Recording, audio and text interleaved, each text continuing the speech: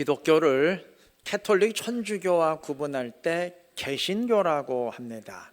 개신교는 영어로 프로테스탄트인데 그 의미는 저항하는 자, 항거하는 자입니다. 16세기 종교개혁 당시 캐톨릭교회의 부패한 모습에 저항한다는 의미에서 교회는 그 명칭을 사용했고 오늘날까지도 계속 이어지고 있는데 오늘날에는 하나님의 말씀에 어긋난 것에 저항한다, 그런 의미로 생각하면 될 것입니다.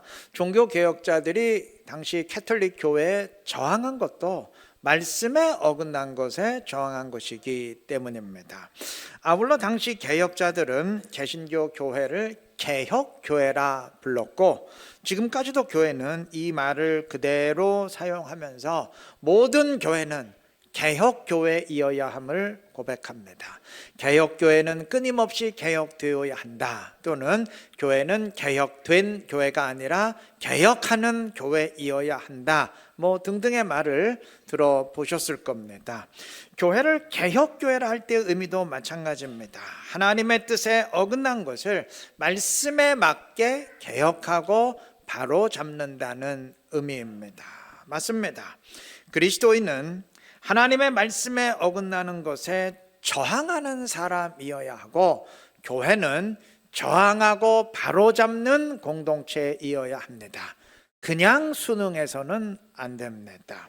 구약에서 하나님이 이스라엘에게 가장 많이 내리신 명령이 우상을 숭배하지 말라는 것이었는데 이 명령 역시 따지고 보면 저항하라는 말씀입니다. 당시 세상의 모든 나라들은 갖가지 우상신들을 섬기고 있었고 그것이 당시 세상의 일반적인 문화였지만 이스라엘은 절대 그 흐름에 동화되지 말고 저항해야 한다는 의미입니다. 하나님은 또한 신명기 18장 14절에서 내가 쫓아낼 이 민족들은 기륭을 말하는 자나 점쟁이의 말을 듣거니와 내게는 네 하나님 여호와께서 이런 일을 용납하지 아니하시느니라 하시면서 이스라엘에 절대 무당이나 점쟁이가 없게 하라 명하셨는데 이 명령 역시 저항하라는 명령입니다. 가나안 주변국을 비롯한 세상 모든 나라들은 무당과 점쟁이의 말을 믿지만 이스라엘은 그러한 문화에, 그러한 세상 문화에 저항해야 한다는 명령입니다. 더 이상 예를 들 필요 없이 하나님이 구약과 신약에서 주신 모든 말씀은 바꾸어 말하면 저항하라는 말씀입니다. 왜냐하면 어떤 말씀이건 순종하려면 항상 사단을 편들려는 내 안의 죄의 본성과 싸우고 저항해야 되기 때문입니다. 저항 없는 순종은 있을 수 없고 저항 없는 영적 성장과 변화 역시 있을 수 없습니다. 그리스도인은 저항해야 합니다. 사사기의 사사들 가운데 그냥 이름만 언급된 사사들을 빼고 나름대로 행적이 기록된 사사들은 모두 이방의 압제로부터 이스라엘을 구출했어요. 그런데 유일한 예외가 삼손입니다. 삼손은 블레셋으로부터 이스라엘을 구출하지 못했습니다. 이유가 뭘까요? 삼손은 이스라엘을 압제하던 블레셋에 저항하며 싸운 적이 없어요. 아니 사사기에서 삼손이 블레셋 사람 쳐 죽인 건 뭡니까 하실 텐데 삼손은 그들이 블레셋이었기 때문에 싸운 게 아니에요. 삼손에게는 내가 블레셋과 싸운다 이런 의식 자체가 없었어요. 그럼 왜 싸웠냐? 자기 성질 건드리고 화나게 하는 사람들이 있었기에 싸웠는데 그들이 블레셋 사람이었을 뿐입니다. 그러니까 삼손은 만약 블레셋 사람들이 자기를 건드리지 않았으면 블레셋과 싸우지 않았을 것이고 만약 이스라엘이 자기를 화나게 했으면 이스라엘과도 똑같이 싸웠을 것입니다. 심각한 문제죠. 사사에게 이방의 압제에 저항하려는 의식 자체가 없으니까 굉장히 큰 문제죠. 그런데 더 심각한 건 당시 이스라엘 백성들의 의식입니다. 사사시의 이스라엘 백성들은 이방의 압제를 당하면서 하나님께 부르짖었어요. 부르짖는다는 거는 이대로는 도저히 살 수 없다, 뭔가 바뀌기를 원하고 이 변화를 갈망한다는 말이잖아요. 단 갈망은 하는데 자기들 힘으로는 안 되니까, 자기들 힘으로는 도저히 이방을 물리치고 압제해서 벗어날 수 없으니까 하나님께 도와달라고 지금 매달리는 것 아니겠습니까? 그래야죠. 당연히 그래야죠. 삼손의 시대는 달라요. 블레셋의 통치를 받으면서도 백성들이 여호와께 부르짖었다는 말이 없어요. 아니, 블레셋이 두려워서 감히 항전은 못해도 하나님께 도와달라고, 이 상황에 개입해 달라고, 좀 변화시켜 달라고 매달려야 되는 거 아닙니까? 근데 그게 없어요. 간구가 없고 기도가 없습니다. 이거는 지금의 현실을 바꿔보려는, 저항하려는 열망이 없다는 말이에요. 블레셋이 다스리면 어떠냐, 그냥 그 속에서 나름대로 살면 되지, 이런 식이었다는 말입니다. 이스라엘은 하나님이 통치하시는 나라이어야 하고, 그래서 하나님의 뜻이 이루어지는 나라이어야 하고, 절대로 이방이 다스리는 나라가 되어서는 안 되는데 그러한 의식 자체가 없었다는 말입니다. 그걸 확실히 알려주는 예가 사사기 15장의 사건입니다. 삼손이 블레셋 사람들을 쳐 죽이니까 블레셋이 격분해서 삼손을 체포하려고 출동했는데, 이때 이스라엘 사람들이 블레셋 편을 들면서 삼손을 블레셋에게 넘겨줍니다. 이건 뭐하고 똑같으냐면 우리 일제강점기 시절에 조선의 백성들이 독립투사들을 그냥 일본에게 넘겨줬다는 얘기예요. 이들은 삼손에게 이렇게 말합니다. 15장 11절에 의하면 너는 블레셋 사람이 우리를 다스리는 줄을 알지 못하느냐, 네가 어찌하여 우리에게 이같이 행하였느냐. 무슨 의미냐면은 블레셋이 우리를 지배하는 건 당연한 일인데 너는 왜 블레셋 사람들을 쳐서 우리를 난처하게 만드느냐, 우리를 곤란하게 만드느냐는 의미입니다. 삼손도 문제지만 백성들은 더 큰 문제죠. 이들은 블레셋이 이스라엘을 지배하는 현실에 저항하겠다는 마음이 없어요. 저항의식 자체가 없습니다. 이러니 무슨 현실이 바뀌겠어요? 어떻게 민족이 주권을 회복하겠습니까? 그냥 그 상태 계속 지속되는 게 당연한 거 아니겠습니까? 오늘 본문에 따르면 사울을 피해 도망자 세월을 보내던 다윗에게 드디어 사울을 죽이고 왕이 될 수 있는 기회가 찾아왔습니다. 부하들은 빨리 죽이라고 다그쳤지만 다윗은 죽이지 않고 살립니다. 다윗과 함께한 사람들은 정말 답답했겠지만 다윗은 아랑곳하지 않나요? 누가 뭐래도 나는 하나님의 뜻에 어긋난 일은 절대 하지 않는다. 나는 오직 하나님의 말씀대로만 한다. 저항의식이 있었기 때문입니다. 이러한 점에선 요나단도 마찬가지예요. 본문 바로 앞장인 23장에 의하면 요나단은 다윗이 도피하고 있는 곳을 찾아가서 다윗을 격려하며 이렇게 말합니다. 23장 17절의 증언입니다. 두려워하지 말라. 내 아버지 사울의 손이 네게 미치지 못할 것이요 너는 이스라엘 왕이 되고 나는 네 다음이 될 것을 내 아버지 사울도 안다. 요나단은 다윗을 죽이라는 사울의 명령에 저항했습니다. 아무리 아버지의 명령이라도 그거는 옳지 않다, 하나님의 뜻에 어긋난다 판단했기 때문입니다. 뿐만 아니에요. 요나단은 왕자인 자신이 아니라 다윗이 왕 위에 올라야 한다는 사실을 인정합니다. 바꿔 말하면 왕이 되고 싶은, 권력을 주고 싶은 인간의 욕망에 저항했다는 말입니다. 하나님의 뜻이 다윗에게 있음을 그도 분명히 알았기 때문입니다. 여러분, 우리 모두 이들처럼 저항해야 됩니다.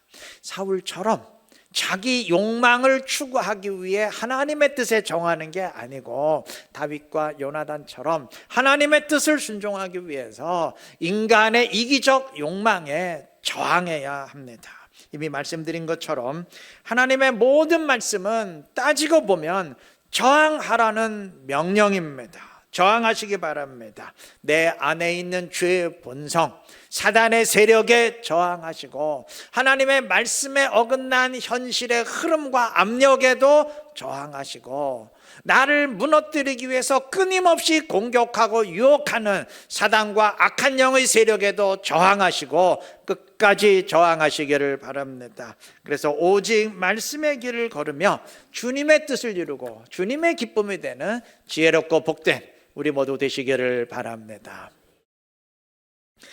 방글라데시라는 나라 아실 겁니다. 뭐 가본 적은 없으셔도 들어는 봤을 겁니다.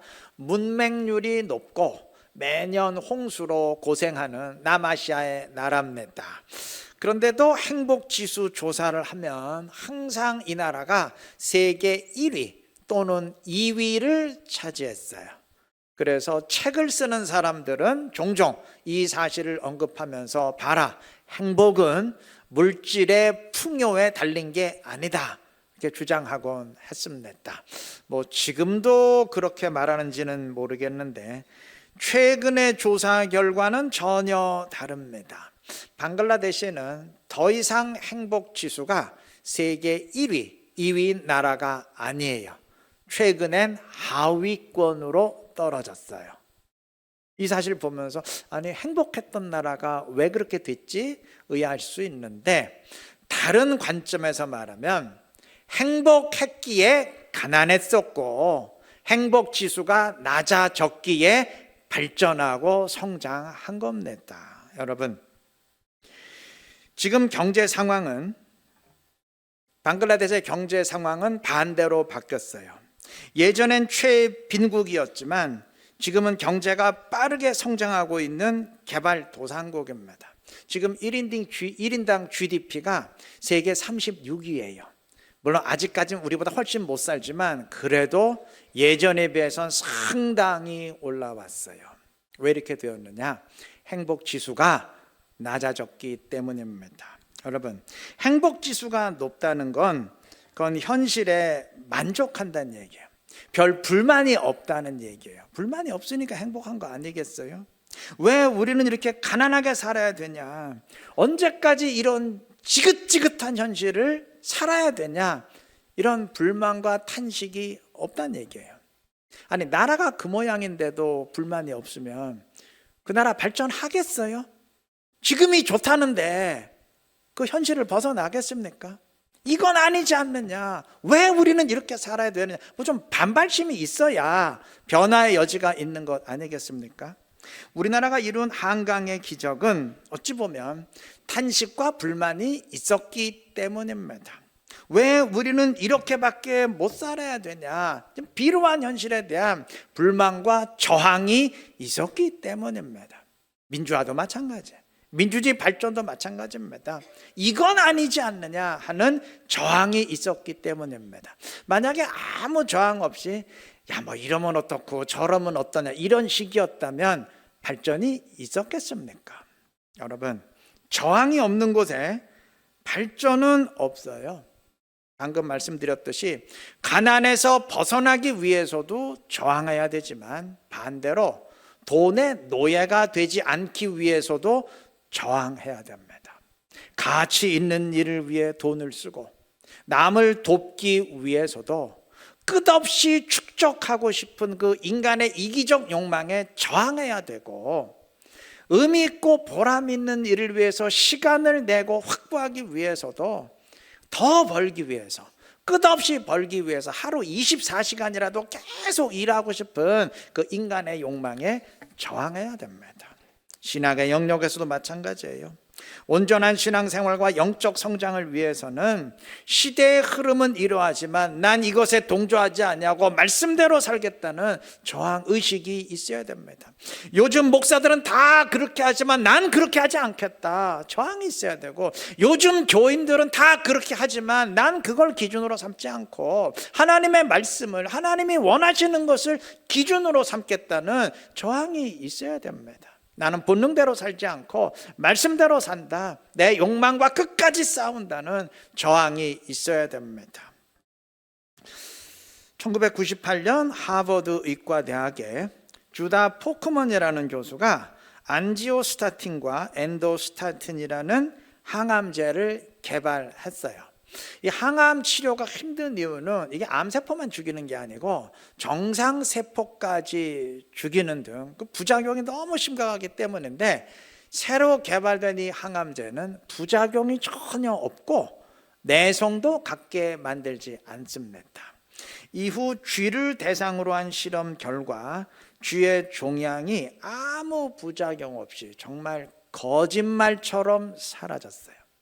이 사실에 의학계는 흥분했고 뉴욕타임스를 비롯한 세계의 신문들의 일면 헤드라인 기사로 이제 인류의 암은 완전히 해결될 날이 얼마 남지 않았다고 대서특필했어요. 그런데 흥분은 잠깐이었고 이후론 소식이 없습니다. 새 항암제가 쥐를 대상으로 한 실험에서는 획기적인 성공을 거두었지만 사람에게는 별 효과가 없었기 때문입니다. 아이고, 그러면 그렇지. 야, 쥐하고 사람이 엄연히 다른데 그럼 쥐한테 통한다고 사람에게 통하냐? 하실 수 있지만 아니요. 원인은 그게 아니었어요. 원인은 다른 데 있었습니다. 쥐의 경우는 실험을 위해서 일부러 암을 일으키는 물질을 외부에서 주입한 경우지만 사람은 달라요. 사람이 일부러 암 환자 되겠다고 외부 물질을 주입하는 일은 없잖아요. 사람의 경우는 다 몸 안에서 암이 만들어진 경우입니다. 이 차이예요. 바로 이 차이입니다. 쥐의 경우는 암이 외부에서 주입된 외부 침입자이기 때문에 몸이 이 낯선 침입자에게 저항합니다. 너는 우리 편이 아니야. 저항을 합니다. 이 상태에서는 새로 개발된 항암제가 본연의 작용을 해요. 그런데 사람의 경우는 암이 몸 안에서 자체적으로 만들어진 거잖아요. 그래서 암을 외부 침입자로 알지 않고 몸의 일부로 알아요. 내 편으로 알아요. 같은 편으로 알아요. 그래서 저항하지를 않습니다. 저항하지 않은 이 상태에서는 아무리 새 항암제를 주입해도 역할을 하지 못한다고 합니다. 그러니까 결국 차이는 몸이 저항을 하느냐, 저항을 하지 않느냐, 외부 침입자로 아느냐, 아니면 같은 편으로 아느냐, 그 차이입니다. 여러분, 영적으로도 마찬가지입니다. 내가 영적으로 생명력을 지니느냐 무너지느냐 하는 것은 내가 하나님의 뜻에 어긋난 것에 저항하느냐 아니면 저항하지 않느냐에 달려 있어요. 근데 반드시 명심할 사실이 있습니다. 우리 안에 있는 죄의 본성은 사단에게 속한 사단의 세력입니다. 하나님 편이 아니고 사단 편이에요. 때문에 죄의 본성은 사단의 세력의 공격에, 악한 영들의 유혹에 절대 저항하지 않아요. 왜 안 할까요? 간단하죠. 같은 편이에요. 같은 편이기 때문에 저항하지 않습니다. 오히려 환영합니다. 죄의 본성에 지배당하는 사람은 영적으로 무너질 수밖에 없는 이유입니다. 영적 생명력 지니려면 성령을 내 안에 모시고 죄의 본성 억제해야 됩니다. 성령에 이끌려 살아야 됩니다. 성령은 사단의 세력을 대적하기에 성령의 사람은 하나님의 뜻에 어긋난 것에 저항하고 싸웁니다. 그래서 영적 생명력을 유지하고 말씀을 따라가게 되는 것입니다. 이 사실 꼭 기억하시고 여러분 절대 죄의 본성대로 살지 마시고 성령을 모시고 성령에 이끌려 사시기 바랍니다. 다른 말로 하면 저항하시기를 바랍니다. 그래서 영적인 생명력을 지니며 주의 뜻을 함께 이루어가는 지혜롭고 신실한 우리 이룬게 모든 성도님들 되시기를 바랍니다. 오늘 본문에서 다윗은 사울을 살린 뒤에 멀리 떨어져서 사울에게 외칩니다. 9절의 내용 보시면 보소서, 다윗이 왕을 해하려 한다고 하는 사람들의 말을 왕은 어찌하여 들으시나이까? 이게 무슨 의미인가요? 아마 사울 주변에 다윗이 사울을 죽이고 왕이 되려 한다고 그냥 없는 말을 꾸며내면서 모함하는 자들이 많았던 것 같은데, 사울이 그 말을 그냥 의심 없이 곧대로 믿고 있다는 지적이죠. 다윗은 답답했을 겁니다. 아니, 왜 왕이 좀 정확한 진실은 보지 못하고 그 모함하는 자들이 이거 꾸며내는 그 엉뚱한 말에 현혹당하고 있는지, 요즘으로 치자면 왜 그 유튜버들의 찌질한 뉴스만, 찌라시 뉴스만 믿고 있는지 정말 답답했을 거예요. 왕의 판단이 잘못됐으면 그 주변 신하들이라도 그건 아닙니다 좀 바로 잡아야 되는데, 왜 사울 주변에는 진실을 밝히는 사람은 없고 그냥 가짜 뉴스에 덩달아 춤추는 인간들만 있는지 참 황당했을 거예요. 왜 그랬을까요? 왜 그 지경이 됐을까요? 사울 책임입니다. 사무엘상 22장 7절은 말합니다. 사울이 곁에 선 신하들에게 이르되 너희 베냐민 사람들아 들으라. 사울이 자기 신하들을 베냐민 사람들이라 불렀습니다. 왜 베냐민 사람들이라 불렀을까요? 다 베냐민 지파 사람들이에요. 다시 말하면 사울은 신하들을 자기가 속한 지파인 베냐민 지파에서만 뽑았다는 얘기입니다. 능력으로 사람을 뽑은 게 아니고 핏줄로, 혈연으로 뽑았다는 얘기예요. 이게 주변 사람들 이렇게 배치했으니까, 전부 신하들 이렇게 배치했으니까 이 사람들이 온전했겠습니까? 그냥 비위나 맞추려고 하고 자리나 탐하려고 하지. 여러분, 사울은 분별하지 못했어요. 들어야 할 말만 듣고 듣지 말아야 할 말은 가려냈어야 되는데, 그냥 듣지 말아야 할 말을 우선적으로 듣고 그 말에 흔들렸습니다. 그리고 그런 사람들이 하는 말에 지나치게 민감했어요. 다윗이 골리앗을 이긴 뒤 사람들이 사울은 천천히요, 다윗은 만만이라고 하니까 그걸 견뎌내지를 못합니다. 물론 사울이 나라의 왕이지만 다윗이 골리앗을 이겼으니까 그 순간만큼은 사람들이 제일 다윗을 높여줄 수 있거든요. 그거 당연한 거 아닙니까? 그런데 사울은 그 말을 견디지 못해요. 저 소리는 결국 다윗을 왕으로 세우자는 말이지, 이렇게 확대 해석을 합니다. 또 주변에서 그렇게 말하는 인간들이 있었겠죠. 그냥 그 말을 그대로 믿은 겁니다.